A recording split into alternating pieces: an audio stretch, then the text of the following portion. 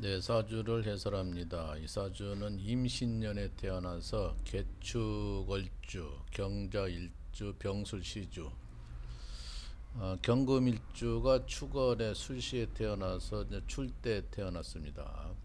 오행으로는 이제 목이 없고 이제 화가 하나, 토가 두 개, 금이 두 개, 수가 세 개, 합이 8자가 됐는데 이 사람은 이제 나이가 현재 이제 많이 먹었습니다. 이제 87살 할머니신데 이 사주를 설명하는 거는 시청자들이 듣기에 너무 이해가 빠르고 여자 사주가 이러면 안 된다는 식으로 되게 말하기는 참 쉬운 사주라 가지고 이야기해 봅니다.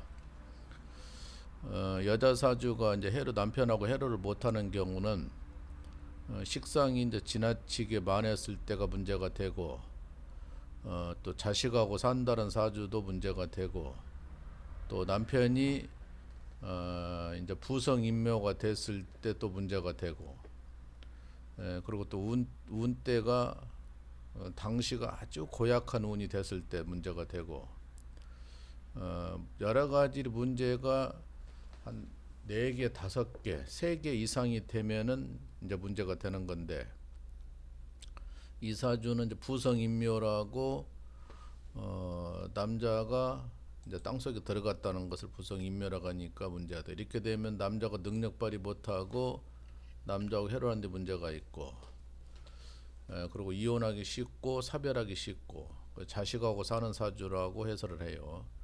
그래서 식상이 지나치게 많고 이제 상관격이고 여자 상관격은 부부 해로하기 어렵습니다.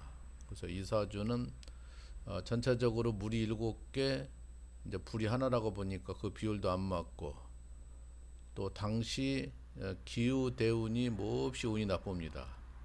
사주가 강한 사주인데 더욱더 강하게 부채질을 하는 거예요. 그러니까 너무너무 나빠. 또 당시 46살 무호년이 그때가 또 이제 아주 나빠요. 남편 구운이 깨지는 운이다 보니까 대운도 나쁘고 연운도 나쁘고 그래서 그때 남편을 사별했다 그런 건데 이 사주는 이혼보다는 사별하기가 쉬운 사주예요. 남편이 여기서 불인데 물천지 사주인데 불이 꺼지기 쉽다는 거예요. 너무너무 남편이 약해서 그래서 애로사항이 있다 이제 그러는 건데 예를 들어서 병술이 불이라고 하면 2개인데 나머지 6자가 물이고 또 지장간까지 치면은 물이 한 10개는 됩니다. 비율이 안 맞는 거예요. 그래서 남편이 꺼지기 쉽다. 그래서 전형적으로 이 사주는 남편 사별하기 쉽다 그런 사주로 가지고 태어났어요.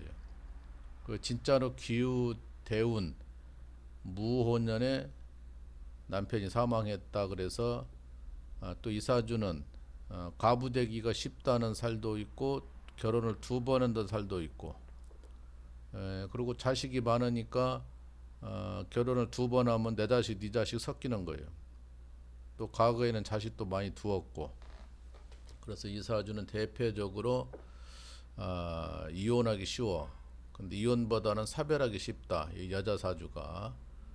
그래서 이렇게 되면 안 됩니다. 여자 사주 어쨌든 상관격이면은 문제가 있고 또 식상이 만해도 문제가 있고 자식하고 사는 사주라고도 문제가 있고 또 고란살도 문제가 있고 부성인묘 남편이 땅속에 들어가도 문제가 있고 남편은 또 이제 이하고는 반대 경향이 있는데 남자는 그래서 이 사주는 여자 사주로서는 혼자 되기 쉽고 가부 되기 쉬운 그런 사주를 해설해 봤습니다만은 그리고 한 가지 이제 추가로 말씀드릴 것은 내년에가 이제 경자년입니다. 이 사람도 경자 일주에 태어났지만 내년에가 이제 경자년인데 지금 유튜브를 보면은 경자년 운세풀이를 너도나도 경쟁하듯이 많이 나옵니다.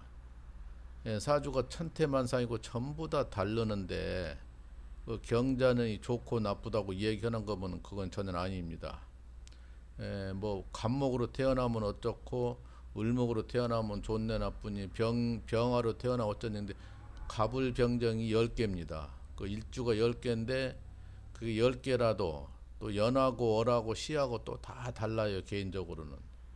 그러니까 간목으로 태어났다 해서 경자년이 운세가 좋고 나쁜다 하는 것도 안 맞고 병화, 을목, 뭐 임수, 계수가 많아요. 10개가 됩니다. 그 중에 하나로 치면은 이제 10%인데 10%인데 10%라도 안 맞는 거예요. 왜냐하면 10%라도 예를 들어서 경자 일주가 태어났는데 월하고 시하고 연하고 다 달라요. 그러니까 그거는 경자년이라고 단편적으로 이야기하면은 그건 도저히 안 되는 거예요. 근데 유튜브에서 경쟁하듯이 내년에 경자년은 어떻고 이 얘기가 나오는 거예요. 그거 흘려들어도 됩니다. 전혀 아닙니다. 그거는 사주 8자를 대비해서 경자년을 이 얘기를 해야지 일주 하나만 가지고 이 얘기하는 것은 전혀 아닌 것입니다.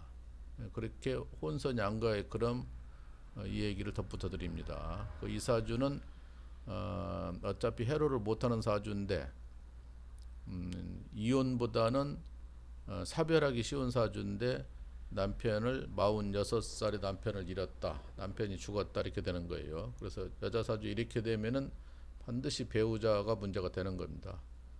남자 사주도 또 부인 잡아먹는 사주가 또 있죠.